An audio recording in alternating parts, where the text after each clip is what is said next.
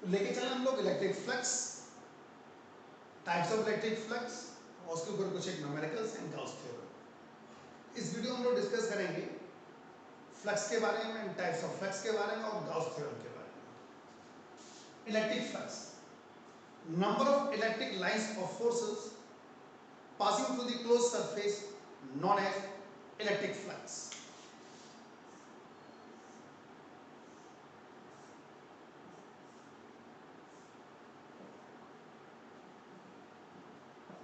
It is a normal to the plane. Area vector बनाने के लिए नॉर्मल टू द प्लेन लेके चलना पड़ा है and it is the direction of electric field. Normal to the plane makes an angle theta with the direction of electric field. Number of electric lines or forces passing through the closed surface known as electric flux. मतलब जानो, जैसे suppose एक charge है, these are the electric lines of forces. और अगर ये close surface से पास होगी तो ये बन जाएगी इलेक्ट्रिक फ्लक्स, बाकी की अभी भी क्या है, electric lines of forces. That the difference only. Now we can measure it by the dot product of field to surface area, E dot S. Dot product है, स्केलर क्वांटिटी होगी और phi equals to E S cos theta.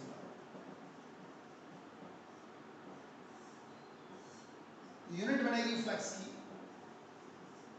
Phi E या phi से represent करते हैं क्योंकि एक magnetic flux भी होता है, इसलिए फाई ई लिखा गया इलेक्ट्रिक के लिए. और सिंपली फाई लेके चल सकते हैं क्योंकि हम लोग इलेक्ट्रोस्टैटिक यूनिट लेके चलना है तो कम से कम यहाँ पे फाई लिख सकते हैं. Otherwise phi E for electric flux and phi V for magnetic flux. ये हो जाएगा न्यूटन पर कूलम मीटर स्क्वायर. ये यूनिफॉर्म सरफेस एरिया के लिए था. If suppose it is non uniform surface area,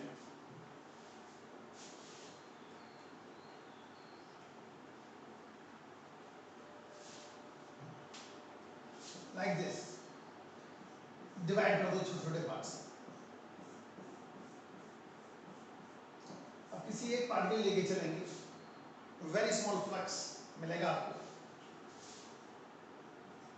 d phi equals to e dot dx. Total निकाला तो इंटीग्रेट कर,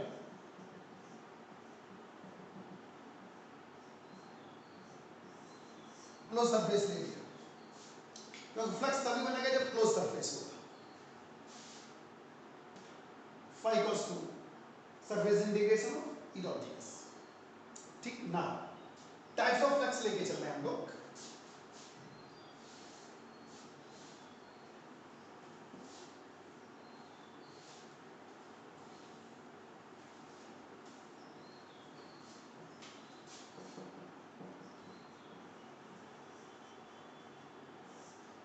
phi equals to e s cos theta होता है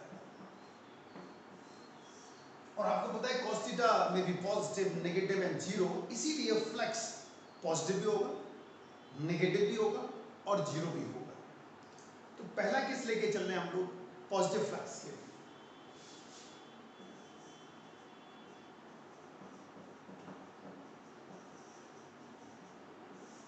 for positive flux charge should be positive, charge positive होना चाहिए और theta less than 90. Charge should be positive और theta less than 90. Diagram देखो इसके लिए. प्लस की चार्ज रख दिया,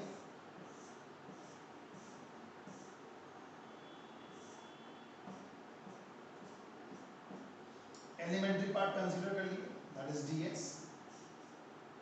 and it is normal to the plane and the direction of field. ds ये दिया हमने, ये इलेक्ट्रिक की डायरेक्शन होगी और ये थीटा होगी. तो डायग्राम से क्लियर हो रहा है कि थीटा लेस देन 90 है, hence is a diagram for positive flux. now second लेके चल रहे हैं for negative flux.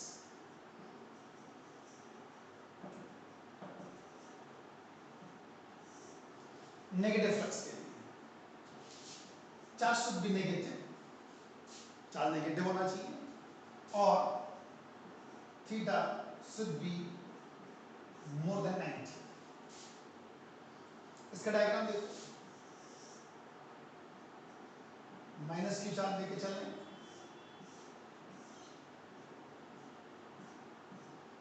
इनवर्ट आएंगी लाइंस, डीएस ले लिया,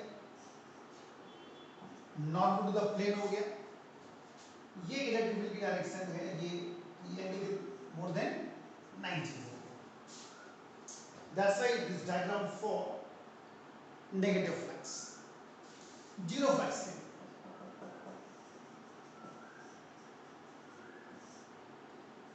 charge should be zero is not a correct answer. Net charge should be zero or theta equals to 90. Net charge should be zero or theta equals to 90.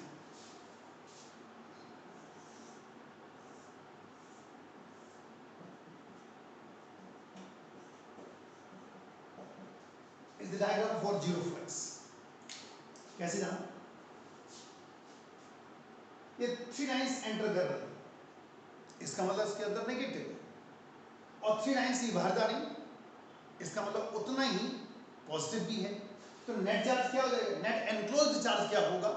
Zero. इसीलिए ये zero flux का diagram. These are the types of flux. Is it clear? Now discuss about the Gauss theorem. Statement लेके चल रहे हैं, उसका proof लेके चल रहे हैं।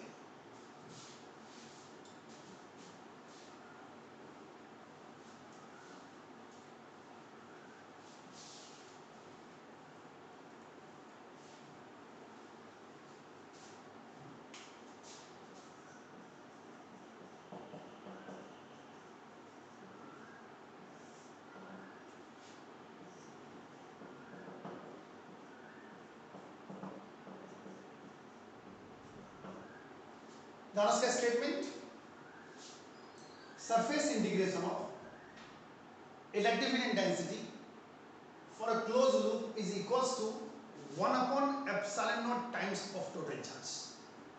फिर से सुनो, surface integration of electric field intensity for a close loop is equals to 1 upon epsilon not times of total charge is the statement of the Gauss theorem. Prove करके दिखा रहे हैं आपको। Here we take a plus q charge enclosed, r is the radius, elementary part ले लिया, ये normal to the plane हो गया and the direction of field. So from this diagram it is clear theta equals to 0. So E dot ds equals to EDS cos 0 or E dot ds equals to EDS. The value of electric field for a point charge at distance r, we know that q upon 4 pi epsilon naught r square. The integration of ds will be s, and is 4 pi r square. So E dot ds equals to q by epsilon naught. Hence proved. Statement prove करके बहुत पहले कभी आए हुए 2 number में इस तरह questions अब कभी पूछे जाते हैं, इनके ऊपर न्यूमेरिकल्स वगैरह पूछे जाते हैं। कुछ एक न्यूमेरिकल लेके चल रहे हैं हम लोग जो बोर्ड में आ चुके हैं, देखें जरा उनको। एक न्यूमेरिकल लेके चल रहे हैं हम लोग, एक ही नंबर में आया हुआ है।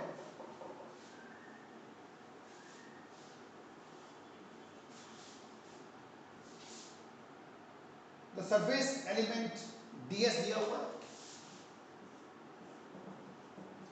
5i unit vector is placed in an electric field E equals to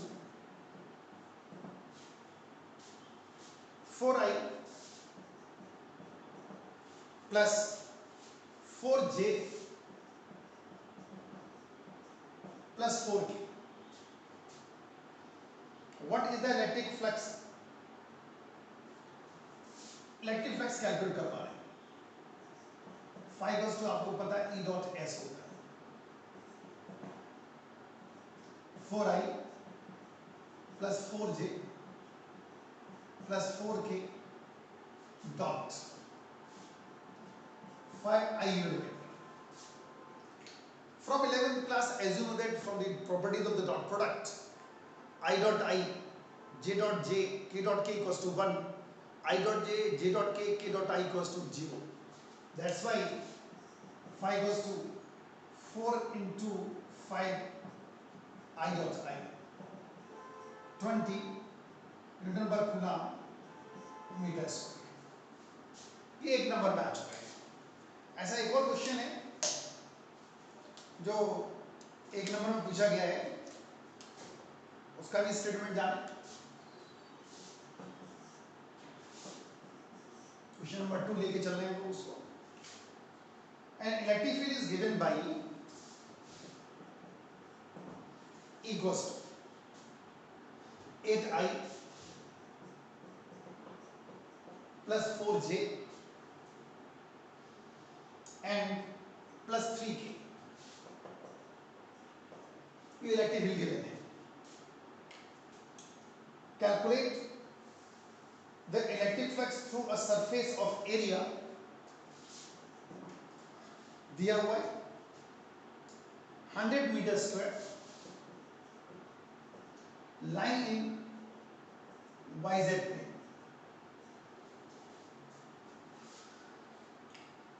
Line XY plane. Line XY plane. और फ्लक्स कैलकुलेट करते हैं ना. तो आपको पता है हम लोग नॉर्मल टू द प्लेन लेके चला करते हैं, क्योंकि एरिया वैसे स्केलर क्वांटिटी होती है, उसको वेक्टर बनाया जाता है by normal to the plane consider करके. जब सरफेस एरिया XY प्लेन में है तो नॉर्मल टू द प्लेन क्या होगा? K Z direction. तो इसको अगर हम वेक्टर फॉर्म में लिखें, ये जाएगा 100 metre square K unit vector. और अब हमें फ्लक्स निकालना है. E डॉट S, E की वैल्यू हमें पता है 8I plus 4J plus 3K dot 300 K unit vector. तो 3 into 300 K dot K, so it's 100, so it equals to 300 Newton per coulomb meters. ये एक एक नंबर में आए क्वेश्चन. और जाओ ये क्वेश्चन और देखो आप. इस तरह दिया हुआ है, ये भी बोर्ड में एक नंबर में आया हुआ है.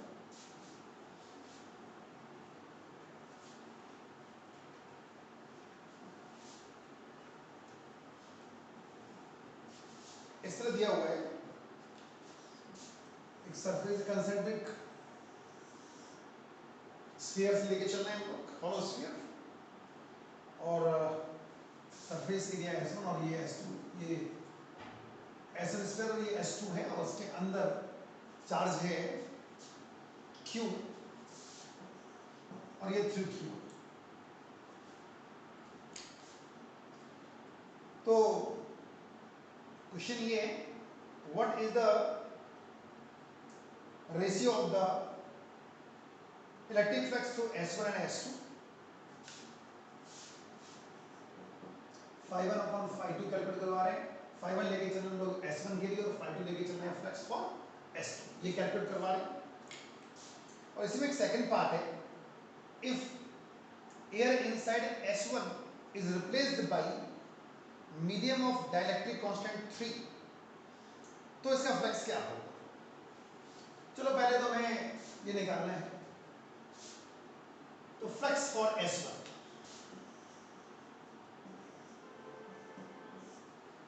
आपको पता है कि एनक्लोज्ड चार्ज ही फ्लक्स बनाया करता है. S1 के लिए एनक्लोज्ड चार्ज कितना है? Q only. तो 5/1 क्या हो जाएगा? Q upon epsilon not.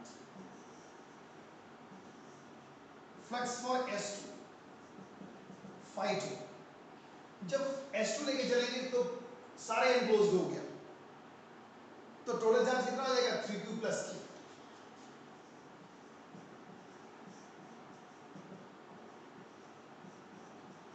Four Q by epsilon not. तो मैं Q1 अपॉन Q2 निकलवाना है तो 1/4 आ जाएगा, इट्स 1/4। ठीक, अब एक और इसका पार्ट दिया हुआ है कि अगर इसमें एयर निकाल के एक मीडियम डाल दिया जाए जिसका डाइलेक्ट्रिक कांस्टेंट 3 है, तो phi1 क्या होगा, फिर S1 के लिए फ्लक्स क्या होगा। phi1 डैश लेके चलना है क्योंकि मीडियम का हो गया, phi1 पहले था एयर वाला, चार्ज तो उतना ही है,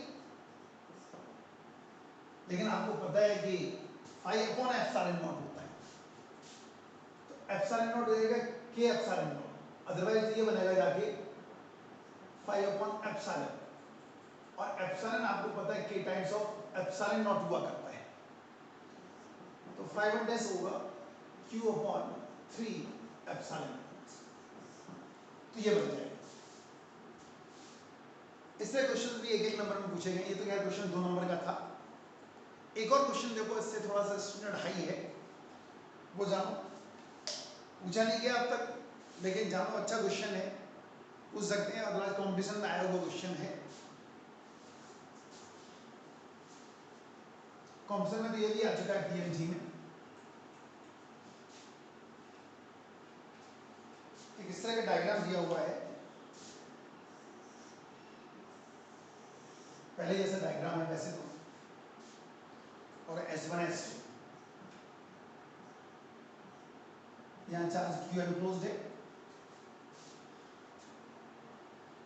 क्वेश्चन ये है कि in figure calculate the total flux of the electrostatic field through the sphere S1 and S2।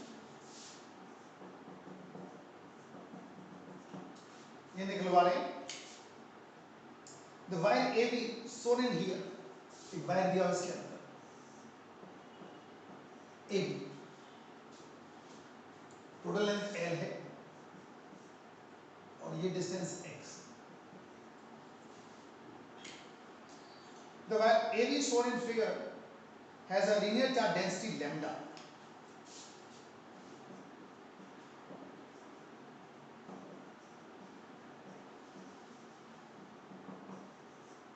और दिया हुआ है kx के बराबर दिया हुआ है, लैम्डा किसको दिया हुआ है kx, where x is the distance measured along the wire from end A, और टोटल फ्लक्स निकलवा रही है।